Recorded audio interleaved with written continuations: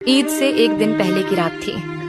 आसमान में चांद खामोशी से चमक रहा था, लेकिन अब्दुल्ला और मलिहा के दिलों में अजीब सी बेचैनी थी। घर का आंगन सजा हुआ था और वहीं एक कोने में बंधा उनका प्यारा बकरा सुल्तान, जैसे उनकी आंखों में झांक कर उनका दर्द समझ रहा हो। सुल्तान कोई आम जानवर नहीं था, वो पिछले 3 महीनों से उनके घर का हिस्सा बन चुका था। मलिहा उसे सुल्तान भैया कहती थी और रोज अपने हाथों से खिलाती। अब्दुल्ला स्कूल से आकर सबसे पहले सुल्तान के पास जाता और उससे अपने दिन की बातें करता, जैसे एक दोस्त से करता है। उस रात अम्मी ने दोनों बच्चों को अपने पास बुलाया।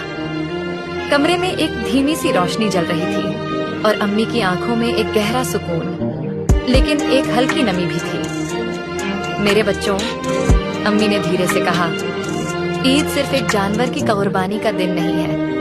असली कुर्बानी तो दिल से होती है।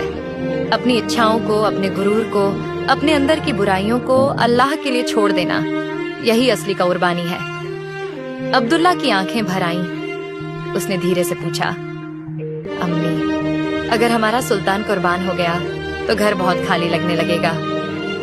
अम्मी ने उसका हाथ थामकर प्यार से कहा, बेटा, अल्लाह हर मोहब्बत को आजमाता है। जो चीज हमें सबसे प्यारी होती है, जब उसे हम अल्लाह की खुशी के लिए कुर्बान करते हैं, तो वही सच्चा इम्तिहान होता है। यही है असली ईमान। मलिहा ने अपनी आंखें पोंछते हुए पूछा, तो क्या हम सुल्तान को अलविदा कहें, सिर्फ अल्लाह के लिए? हाँ बेटा, अम्मी ने गले लगाते हुए कहा, ताकि तुम्हारी मोहब्बत, तुम्हारा त्याग अल्लाह के दरबार में कबूल हो सके। अगली सुबह ईद थी। नमाज के बाद जब कुर्बानी का वक्त आया, अब्दुल्ला ने सुल्तान के पास जाकर उसके माथे को चूमा और धीरे से कहा, शुक्रिया मेरे दोस्त, तूने हमें सिखाया कि मोहब्बत सिर्फ रखने में नहीं, छोड़ने में भी होती है, जब वो अल्लाह के लिए हो। मलिहा ने उसकी आंखों में देखा। सुल्तान कुछ नहीं बोला, लेकिन उसकी मासूम निगाहें जैसे कह रही हों, मैं भी तुम्हें छोड़ना नहीं चाहता, लेकिन अगर मेरी रुखसती से तुम्हारे दिल और नियत पाक होते हैं तो यही मेरी असली कुर्बानी होगी। उस दिन सिर्फ एक जानवर की कुर्बानी नहीं दी गई थी।